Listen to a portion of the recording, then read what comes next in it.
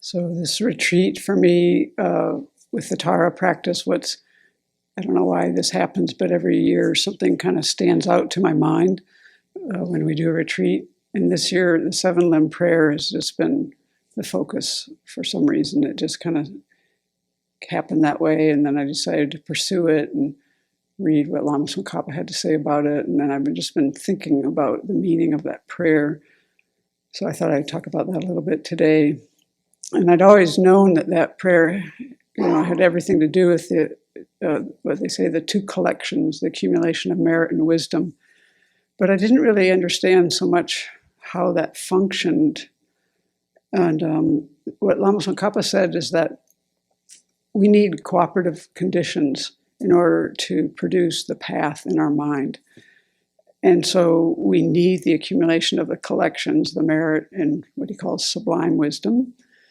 And these are considered favorable conditions. And we also need to purify our mind from obscurations so we get rid of the unfavorable conditions. So these are cooperative conditions of producing the path in our mind, which means, to me, like practicing the Dharma,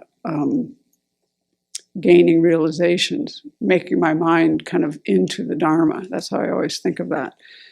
And what he also said is that if we lack the cooperative conditions, it's extremely difficult to produce the path in our mind stream.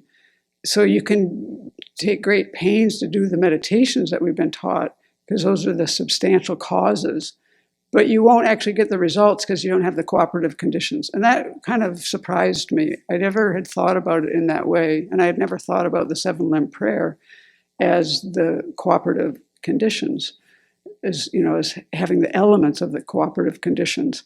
So then I started thinking about, well, what does that really mean? These 7 limbs, what are they doing? And so partly because the sadhana I'm doing is a little bit longer than the one in the Red Book, they expand the 7-limb prayer. And it's quite beautiful. So the first limb is the one of making prostrations. You're actually showing your respect. And we say, reverently I prostrate with my body, speech, and mind. And Venerable Chodron talks about prostrations being for merit and also to reduce our pride and arrogance. But my own reflections were more like what Lama Tsongkhapa said, and which that is true, what she says, but what he's saying is this verse is a sincere and respectful physical, verbal, and mental obeisance. I'm not sure if I pronounced that right, but you're showing your respect with your body, speech, and mind. And why would we do that? And this is, to me, like having the mind respectful, open, receptive. That's kind of what it means to me. And why would we do that? Well, when you read the first limb in the longer sadhana, it says, I bow at the feet of Aryatara, who's endowed with all the marks and signs of a Buddha. Her speech has 60 beautiful melodies. Having great compassion for all living beings, her mind pervades all phenomena. So if you just think of a being that has all these qualities and you buy into it, your mind is naturally going to be respectful, open, and receptive. So I think for me, that's like the opening of this prayer, a receptive student kind of feeling. And then the second branch is making offerings. And we say in the short version, and present clouds of every type of offering, actual and mentally transformed.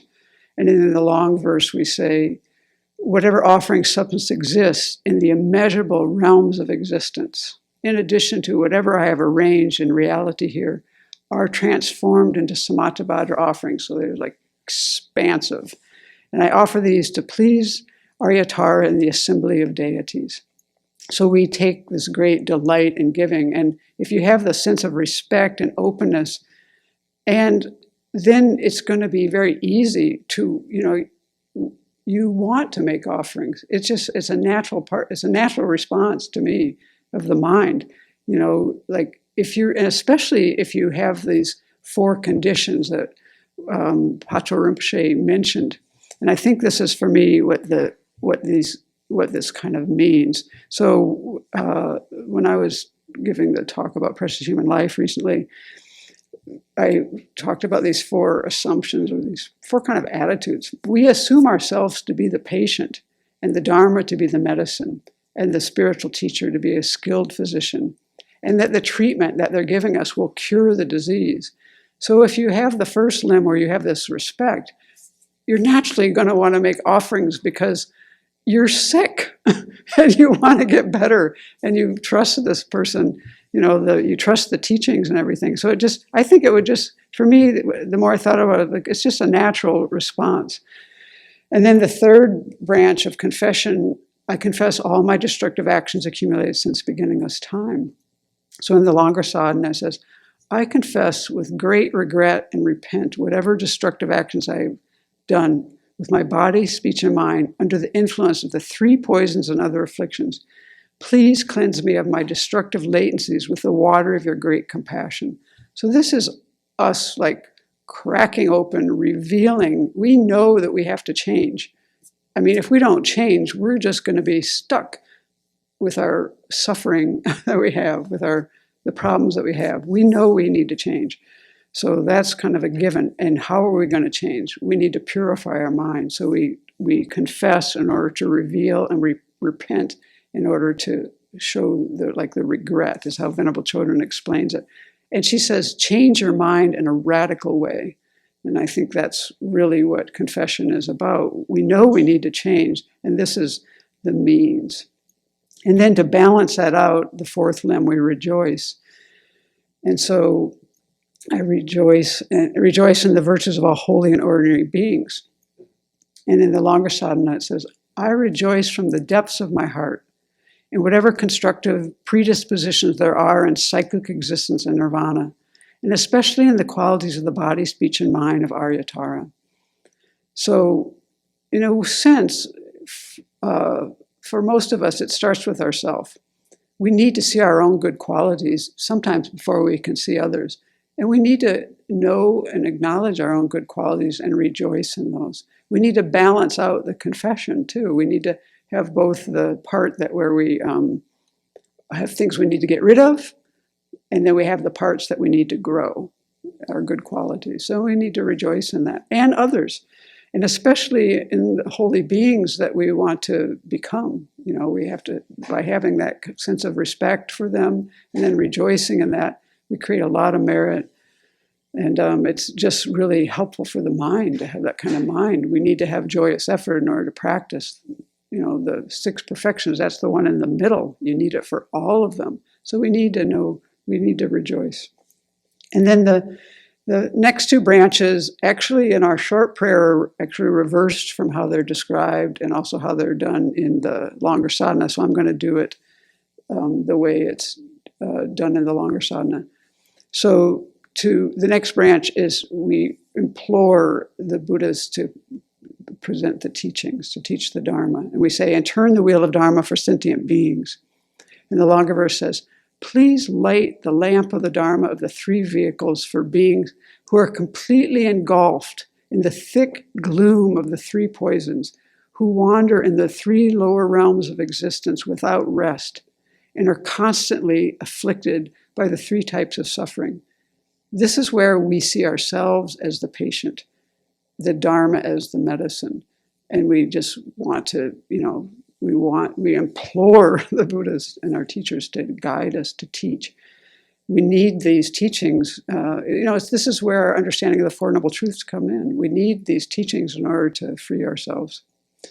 And then the next branch is the one of supplication. Please remain until cyclic existence ends, is what we say in the short verse. The longer one says, please look with your great compassion at beings, myself and others, who are in despair, being tortured from hundreds of unbearable sufferings. Please remain in this existence until samsara is empty. So this is our plea. We are the patient. We do need the doctor. We need guidance. And we request them to stay and see it through till everyone is free from samsara. And because there is a medicine and because there is a path, then, of course, we want them to stay and help us. And then at the last branch, we dedicate the whole thing. We dedicate all of the good energy that we've created to our eventual awakening for us and all beings. So we say, I dedicate the virtues created by myself and others to the great awakening.